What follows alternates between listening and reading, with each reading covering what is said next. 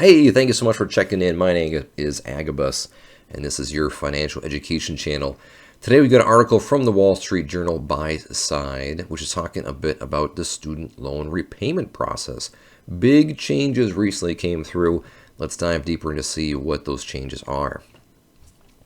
Everything you need to know about the income-driven repayment plan, including the new SAVE plan. Some student loan borrowers have 4 different income-driven plans to choose from, but for the most part, the newest one will be the best, according to Wall Street Journal. A new student loan reality is here for 44 million federal borrowers. Emergency forbearance during the pandemic is coming to an end, and interest has already started to accrue on these loans, and repayments are set to start in October, just around the corner here. People with federal loans, which is roughly 90% of all student loan debt, have 4 different income-driven plans to choose from, including the new SAVE plan from the Biden administration. These full effects will go into effect here as of July 2024. Now, you might be asking yourself, what is an income-driven repayment plan? That is a great question. So the article says if you borrowed federal student loans from the Education Department, you can choose from various plans to pay them back, including an income-driven plan. Income-driven plans adjust your monthly payments based on your family size and discretionary income. Discretionary income refers to what you have left after paying for all of your essentials, such as housing and food. Be curious on how they audit that or what they deem as essential versus discretionary. And take a look here at your adjusted gross income for your discretionary income and a percentage above the poverty lines in the U.S. So depending on your income, take a look at this, your monthly payment could be as low as $0 on an income-driven plan. Essentially, according to the article, you would be given permission not to pay anything back for the student loans without falling into default. Along with this changes, we'll continue here in just a second, some of the other changes that are coming is the repayment terms. If you don't pay back the money within a 10-year time frame, some of these may be forgiven. Along with adjusting your monthly payments, income-driven plans also extend your repayment terms beyond the 10-year standard repayment plan, and some of them will come with an interest subsidy paid for by the government. Another question somebody asks is, can you get your student loans forgiven with this new income-driven repayment? According to the article, along with potentially reducing your monthly bill, income-driven repayment plans have another benefit: student loan forgiveness at the end of the term. For most borrowers, if you still owe a balance after the 20 to 25 years, the remainder is forgiven.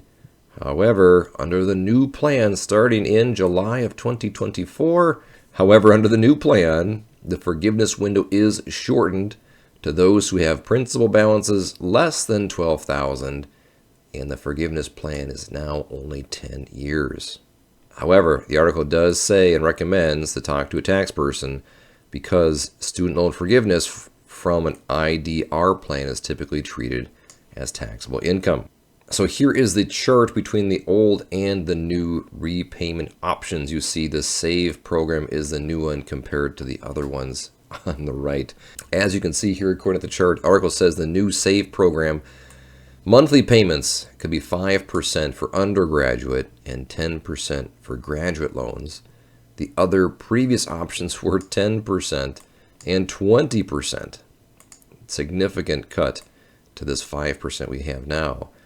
Repayment terms under the previous options were 20 years to 25 years, and today those could be as short as 10 years. Eligible loans, all federal loans except those made to parents. You can see that's across the board. Additional requirements are none, and subsidies in this new plan. The government covers 100% of the remaining interest on both subsidized and subsidized loans after your payment is made. The article concludes who is eligible for the income-driven repayment. Well, of course, those plans do vary depending on plan. For instance, any student borrower can apply for the SAVE plan regardless of income. For the other two plans, however, if you're only eligible for the amount you would pay on these plans is lower than how much you'd pay on the standard 10-year plan. It gives an example here. If you borrowed $30,000 for an undergraduate degree, on year 10, your monthly payments would be $326. If your monthly discretionary income was higher than $3,260, you wouldn't qualify for the old ones. So since 10% of $326 is $326, putting your loans on one of these plans would help reduce your monthly payments. To qualify, you may also have to consolidate your loans depending on the type. Additionally, parent loans are only eligible for the old plans and must be consolidated first. Keep in mind that income-driven repayment's not for everyone. If you can afford higher student loan bills, it might be better to stick to a 10-year plan under the standard repayment plan. That way, you'll be out of debt in a decade and may pay less interest than you would if you switched to the IDR. I hope this article is helpful. Again, dig more into the new SAVE plan from the Biden administration if you have student loan debt outstanding. This is not any recommendations to make any changes. Of course, this article is strictly for educational and for infotational purposes only. Do your own research, talk to your own professionals to see what might make sense.